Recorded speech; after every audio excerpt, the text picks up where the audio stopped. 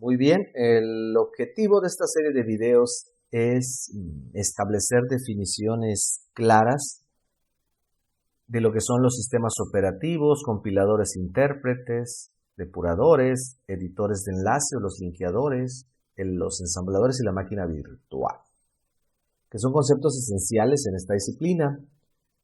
De estos 7 conceptos, 3 ya se explicaron en detalle. Entonces, compilador, intérprete y ensamblador. ¿Qué responsabilidad tiene cada uno?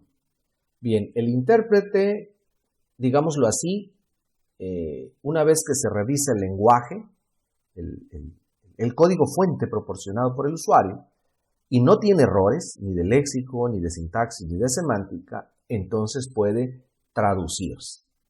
Si fuéramos programadores perfectos, hacer un intérprete sería algo muy sencillo, pero pues no somos programadores perfectos, vamos a cometer errores, entonces hay que aplicar una serie de modelos, de matemáticos para poder resolver esos errores. Entonces el intérprete es lo que hace.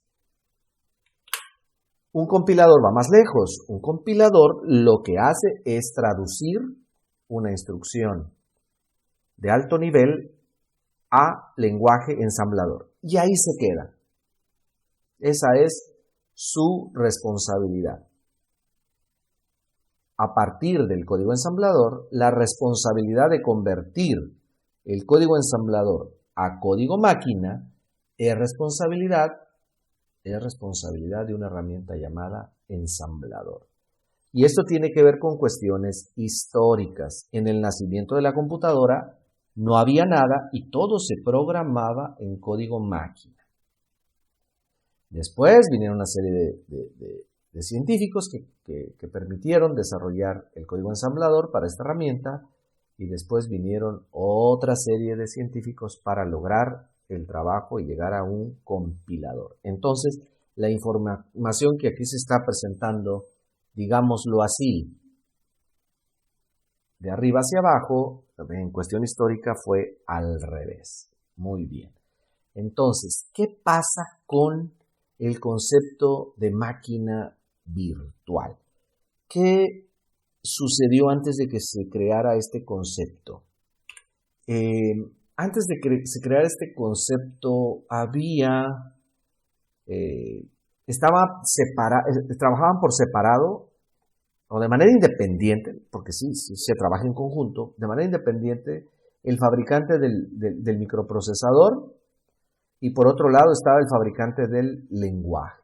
Entonces el fabricante del lenguaje tenía la responsabilidad de desarrollar el compilador.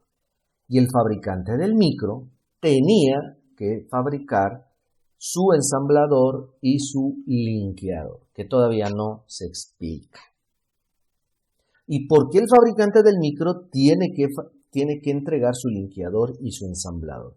Porque si no lo entrega, entonces el fierro pues se queda en eso, es puro fierro, no hay quien pueda hacer algo con él.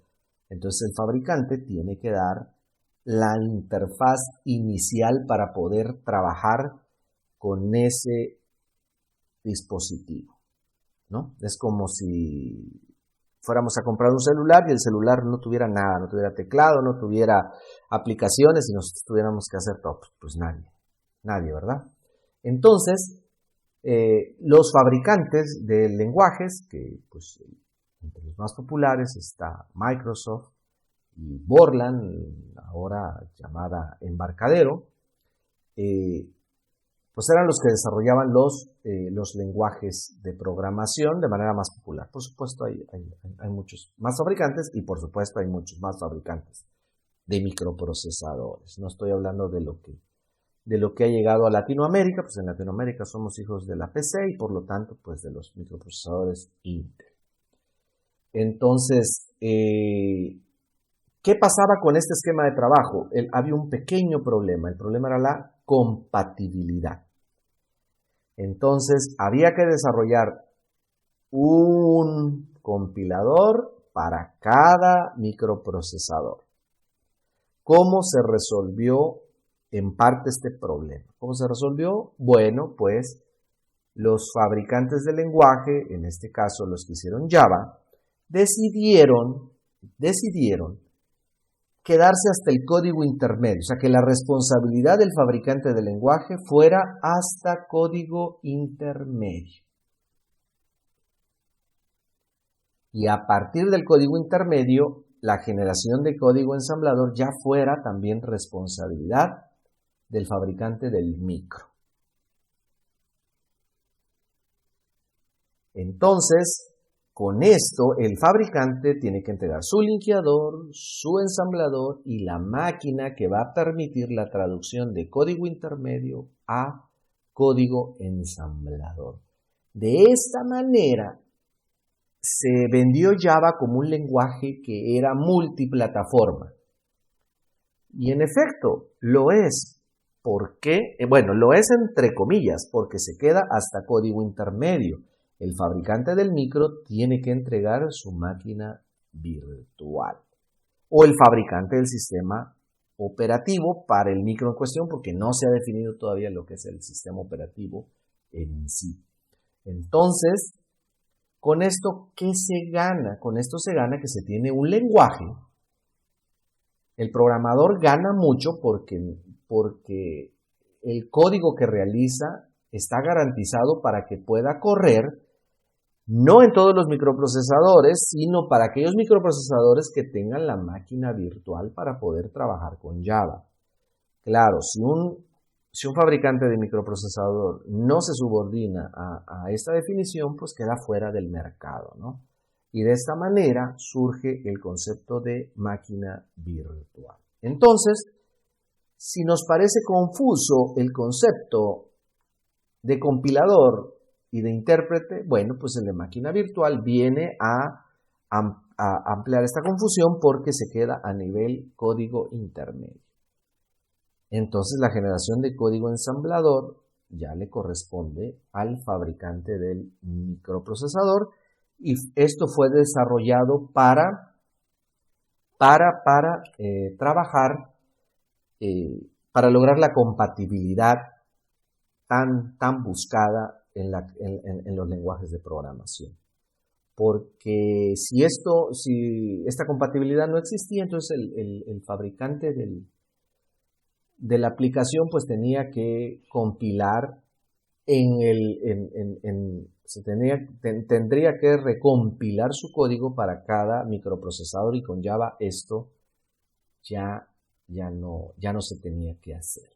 Ahora, esta explicación aplica cuando el lenguaje y el microprocesador están por separado. En la actualidad existen tecnologías como Android, como iOS, que entregan todo. O sea, Android no solamente es un sistema operativo, sino también es una máquina virtual, es un compilador, es un intérprete, en fin, es todos los conceptos que aquí aparecen. Entonces, todavía la frontera, esa sutil frontera entre concepto técnico, pues se oculta un poco más o se complica cuando el fabricante es el mismo para todas estas tecnologías. Entonces, pues ya tenemos la definición de compilador, intérprete, ensamblador y ahora de máquina virtual.